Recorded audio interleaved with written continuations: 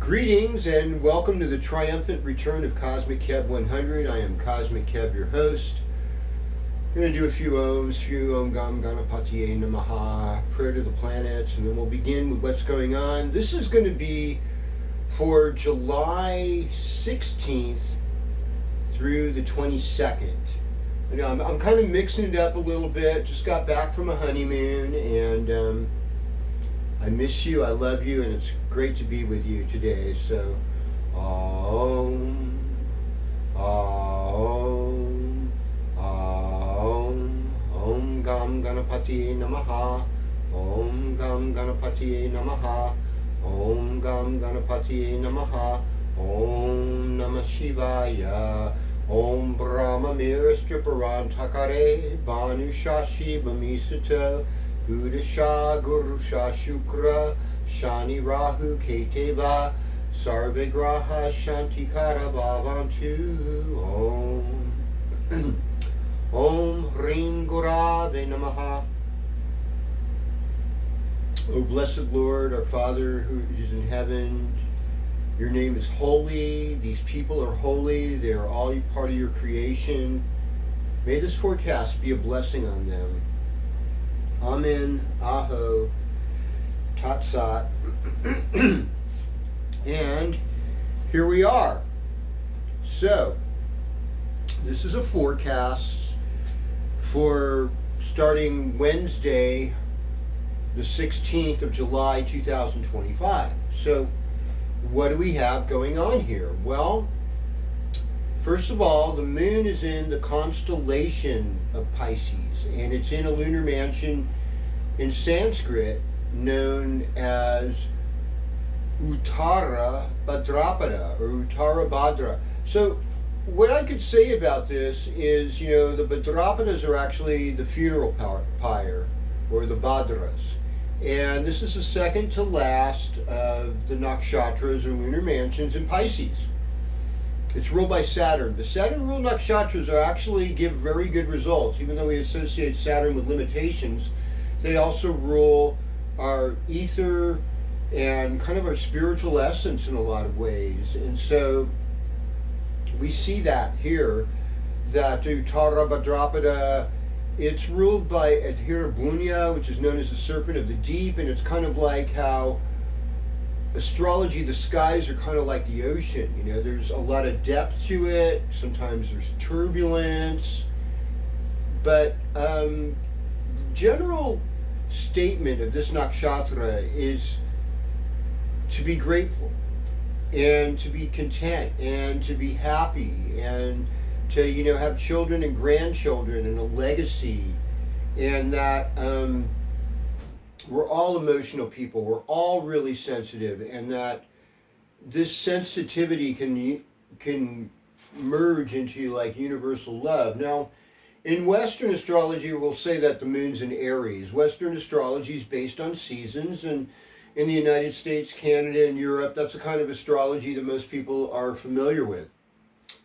So, I mean, that's mostly what this forecast is based upon. But when I do readings for people, I like the sidereal Vedic system because it gives you something different. You're not hearing it from every other astrologer out there. And it takes a little while. It's a little tougher to master, but there's something very living and organic about it, and shamanic and basic and lovely. And I want to bring what's lovely to you today. So Aries moon, you know, there's a freshness. So for Wednesday, the 16th, there's a freshness. There's also, though, in the sidereal zodiac, Sun's just moved into sidereal Cancer today. So suddenly we're kind of like, yeah, we want to connect with people in the Gemini time, but now it's like, who is the Divine Mother? Who is seeking spiritual liberation? And I think we're going to see a lot of spiritual liberation this week. Now, another thing that's happening is I think we're going to get close to where Mercury is going to go retrograde. So that happens on, Geez, I think it happens on. I thought it was going to happen on Friday, and I will find out. I don't. People don't like it when I miss Mercury retrograde. Yes, it happens on Friday at, or actually Thursday night Pacific Daylight Time at 9:45 p.m. So this may not be a time to make plans, folks. I mean, for the next 3 weeks, I'd say, just kind of flow with things, just kind of go with things and be spontaneous. But I wouldn't make major purchases or sign contracts or make commitments until Mercury goes direct, and that probably won't be until August. Let's see. It's like, yeah.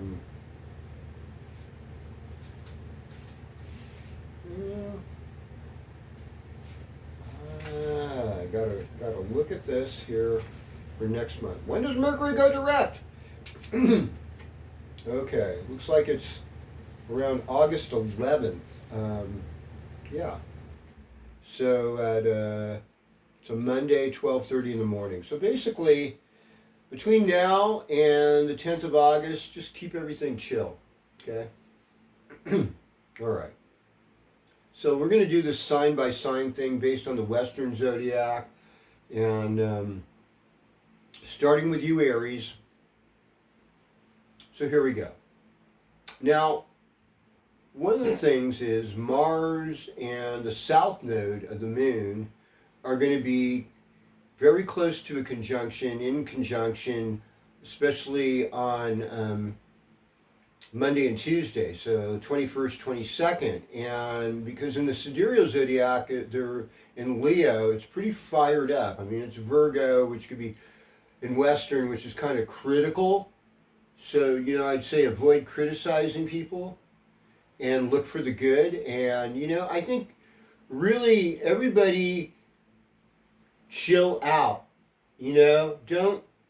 We are all in this planet to learn. And once you're done learning and you think you're an authority, it's all BS, man. We've been taught by the Rockefeller system since way back when to just authority and shame and fame and all that kind of stuff. We don't need that.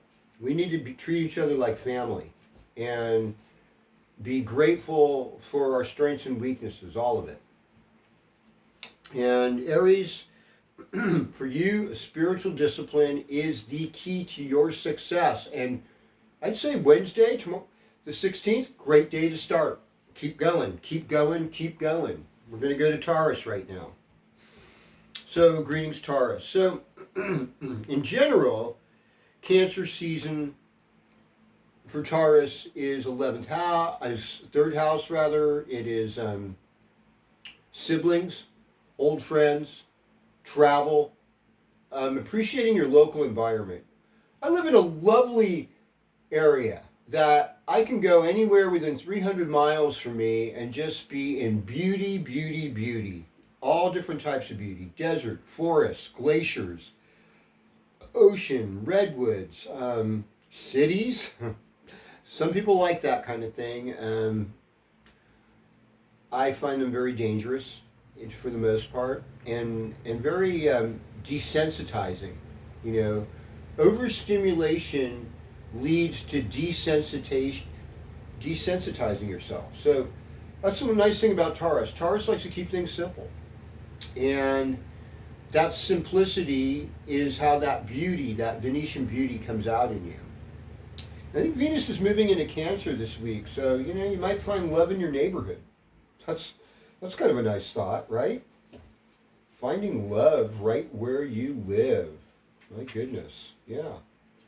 So yeah, I saw that somewhere. Venus is about to go into Cancer on Tuesday, 22nd. So by the end of this week, it's like, maybe the thing is that love each other like we're all family. No, not like ancestral weirdness. There's always some weirdo out there that likes to say that kind of thing. I don't know why. Because we live in a weird world. All right, greetings, Gemini. Well, yeah, Uranus just moved in your first house, and I mean that's where it was during World War II, and probably that and everything that and the Chinese Cultural Revolution and all kinds of crazy things, aliens landing at Roswell, all kinds of wild computers being invented. The wildest stuff happened in Uranus and Gemini. I think Civil War too is part of that thing. So the deal is like, Gemini's always like there's two sides to every story. And Uranus is about inspiration and shockwaves. And Gemini rules writing and the media to a large extent, journalism. And what I always found was like amazing is how people got canceled and were never able to debate publicly, especially over the last 5 years or so. That's very weird. People that are very knowledgeable, award-winning scientists were not allowed to talk about a view that was opposing a narrative. Interesting. It means that, Uranus and Gemini is also sort of like the age of propaganda. And I think sometimes we exaggerate to try and improve a point. But I mean, there's been too much fear porn. And the more rational and reasonable we can be in expressing what our views are and what our concerns are, the more likely they'll be palatable and people will be able to digest and understand them. And Cancer time brings money to you. So this is like your last economic boom week. Greetings, Cancer. Welcome to your horoscope. And so since most of you are sidereal Geminis, I mean, I think this Mercury retrograde, I mean, it starts in Leo, and which is your second house, and that's your words, how you speak, and it ends in Leo. So, money might be on hold for a little bit, and I would not do any investing right now, other than, getting your groceries and, putting a little bit of gas in your tank or the electricity or whatever it is that gets you around these days. It's interesting, in my community we have a considerable amount of bike paths. There's all these people that do not want to use their own physical power to ride a bicycle. They're on electric bikes, and I mean, in some ways it's good because they don't use as much power as a car, but in other ways they go faster than regular bikes. They sort of terrorize bicyclists, and there's really no enforcement because bike paths are also in my community sort of like the unofficial home of the homeless. And I mean, if they were on a freeway on-ramp or, it'd be a little bit easier, but they sort of terrorize pedestrians and cyclists. So maybe that's why people ride electric bikes and move really quickly out of their way. And not all of them are like that. Probably most of them aren't, but there's a lot of mental illness, alcohol abuse, drug abuse, all that kind of stuff. And unfortunately, sometimes violence too. And so, Cancer, this is your last week. Tuesday morning, sun goes into Leo. So, get all the love you can. Get it while you can. Greetings, Leo. Welcome to your horoscope. So, what am I seeing here? Well, I mean, this is kind of the week where things sort of start to shift for you. It's not quite as confusing or disempowering. I mean, you do have Mercury in the first house, and so even though it's retrograde, remember what retrograde is. It means that a planet is actually getting closer to us, so its influence is greater. And the whole thing of Buddha, Lord Buddha, not the Siddhartha Gautama, but the planet Mercury, is question everything. Stand up for the rights of people that are ill, stand up for the rights of women. That wear green on a Wednesday. Those are like the little empowering secrets I know about. And give something green to somebody on a Wednesday. This will help. And sun moves into your first house Tuesday morning, 6:30 in the morning, Pacific Daylight Time. So Yeah, get ready to roar for 4.5 weeks. All right. Greetings, Virgo. Welcome to your horoscope.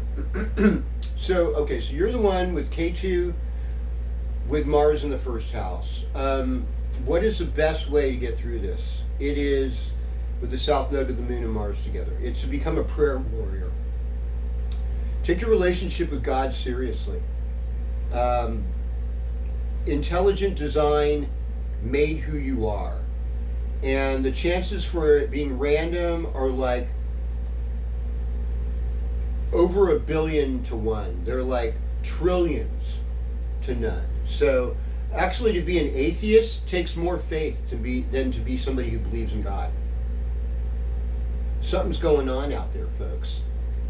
And if you've read the Book of Revelations or the Hopi prophecies or some other prophecies, you're like, whoa, they called it. Why are they doing this? But, some people, they just, we feel safer in what I would call popular ignorance. Popular ignorance feels safe. It feels cozy because other people are saying, oh yeah, they're ditto heading. But it may not be true. And it's like the Pied Piper, The only rats that weren't saved were the ones that weren't listening to the Pied Piper. So Virgo, be a prayer warrior.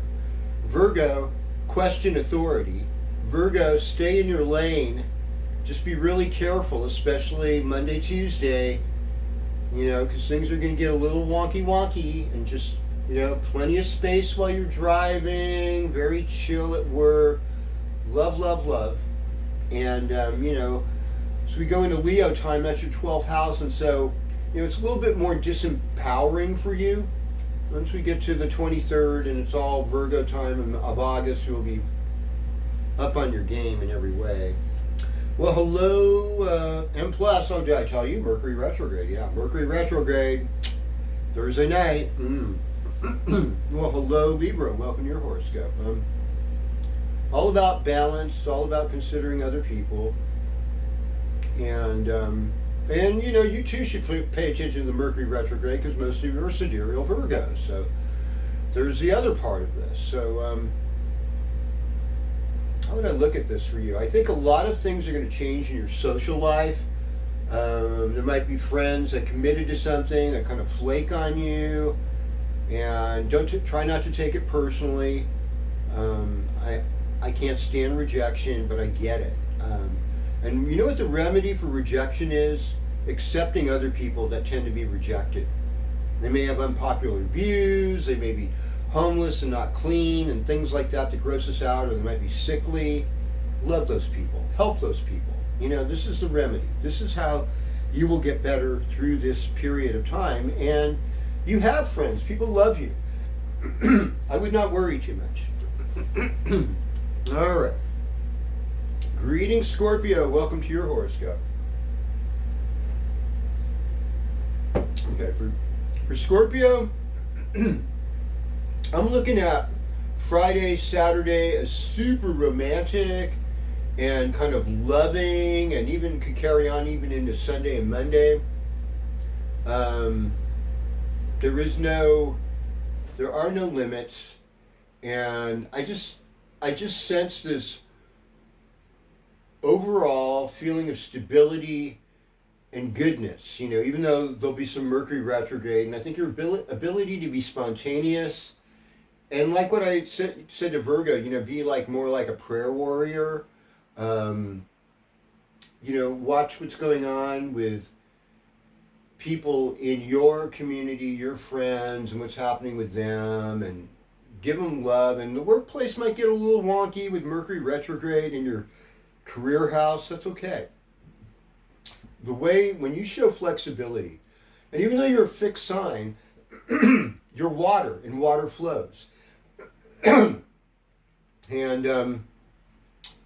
so I think there's this ability for you to be adaptable because you're so innovative and imaginative. Yeah. Okay, greetings, Sagittarius. Welcome to your horoscope. So, we've got this whole Jupiter in Cancer now. And it's about deepening relationships. It's about paying attention to your intuition, pay attention to your spiritual life. It's about paying forward, getting out of debt, and just make an effort at least to get out of debt, or pay forward, treat people, do good things to others, and don't worry so much about what's going on. Now, Tuesday, sun goes into Leo. That's going to be wunderbar for you. It's going to be like your travel season. You'll be feeling more Sagittarian than now, even though Mercury's retrograde. So I think everything is just like flexibility is key when it comes to this. Stay flexible. All right. Going on to the land of Capricorn. So we've got Saturn retrograde. Saturn retrograde in Aries. Aries, Saturn is debilitated to begin with. So retrograde Saturn's close to us. And it's saying, be mature. Slow down. Pay attention to what's going on. Obey the law. Resist laws that are bad or ridiculous, but overall, obey the law. There's universal laws, natural laws. Pay attention to those laws.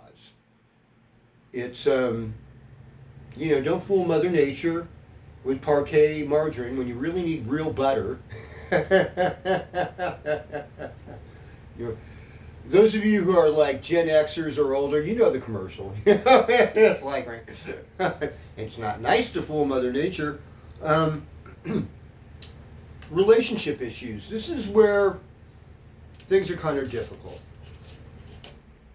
And, economic stuff, debt, things like that.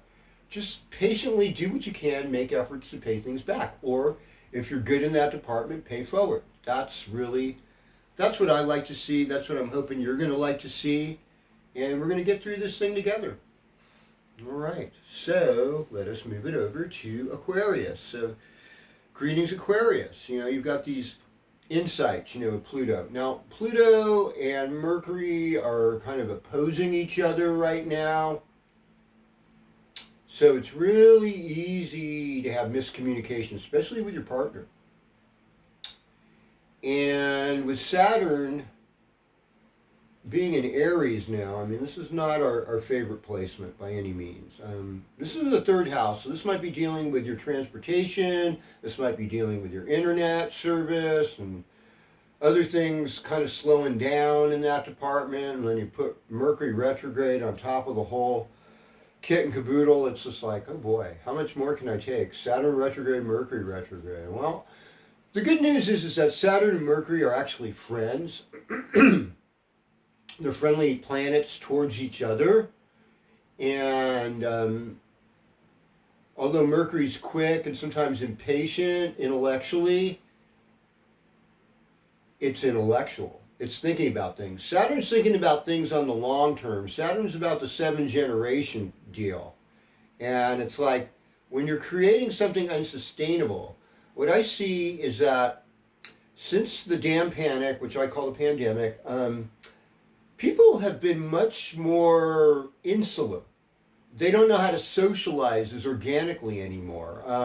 The ones who kind of resisted protocol and think, the narrative is wrong, those people have found like some kind of renewed kinship with each other. It's like, yeah, you like freedom, huh? Oh my God, thank God there's another one out there. And, with the whole thing of like the left moving towards authoritarianism, it's really bizarre. And then they project all that on the right. And it's just like, okay, I will have to say, I'm not really left or right. Both sides are lopsided and they're not helping. And we're Karsapa yoga. We're in a place where most of the planets are all on one side. So we're not going to get balanced viewpoints, folks. Love is a balance. Love is a peacemaker. Let them have whatever view they want. It doesn't really change anything.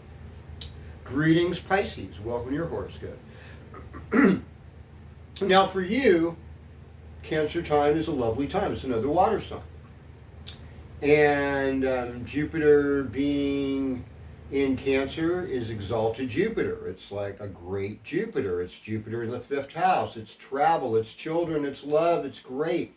So in the midst of all this suffering and Yes, it's terrible how people in Palestine are treated, but more people are being killed in northern Nigeria, but more Christians are being killed than Palestinians are being killed by Muslims that are intolerant of Christians. And you're not going to hear that because it's not part of the narrative, And it's like, yeah, you're not going to get students to march for the Christians getting killed in Nigeria. It's not part of the narrative, folks. And so we have to realize that there's a different kind of what I'd call like a pseudo religion by these legacy media operations that are trying to hack into everybody's brain through AI and subliminal suggestion and all this other crazy stuff that we thought we got over with in the 50s, but oh no, we did not get over it. We've just become more sophisticated in how to hide it and deliver it to people. And so this is why, Pisces, very spiritual sign, get into prayer, get into meditation, get into walking barefoot in nature. If anyone's going to benefit from grounding and walking barefoot, it's going to be a Pisces. Okay? I'm going to say that straight up. And positive visualization, ask and ye shall receive, seek and ye shall find, knock and the door shall be opened unto you. For he who seeks shall find, anyone who knocks, the door shall be open. Like there's a thing where Jesus says, behold, I stand at the door and knock. If any man hears my voice, I will open the door and sup with him, have dinner with him and him with me. I think one of the most powerful things you can do in like a prayer thing, and you may not be Christian, and I don't want to offend anybody, religions, things, but Jesus is Jewish, and I guess Muhammad said Jesus was Messiah. I mean, so it's kind of like, well, all right then. Why are people afraid of Jesus? They're afraid of Christians. I get that because of the culture. But, to have a cup of tea with Jesus, have a little conversation, you might be surprised how far that'll go. Just visualizing the Blessed Master on the other side of you and saying, hey, Master, we could use some help right now on this planet. Because you're like all about blessed are the peacemakers. And we need some more of that at this time. More love, more healing, more light. You people are great. Thanks for putting up with me. And my prayer is, just Great Spirit, Heavenly Father, Divine Presence, Mother Mary, all the saints, all the good people, all the good yogis, all the good gurus, everyone who's just concerned about this planet and the state it's in right now. May your infinite ocean of love come and fulfill everyone's need. And may they come to fulfill other people's needs and likewise be a reflection of that light of love. Aho, Amen, Sat Nam. And I appreciate your comments. Got a little out there this week. I'm married now. And thank you for your blessings. Om Shanti Shanti Shanti. Om Tat Sat.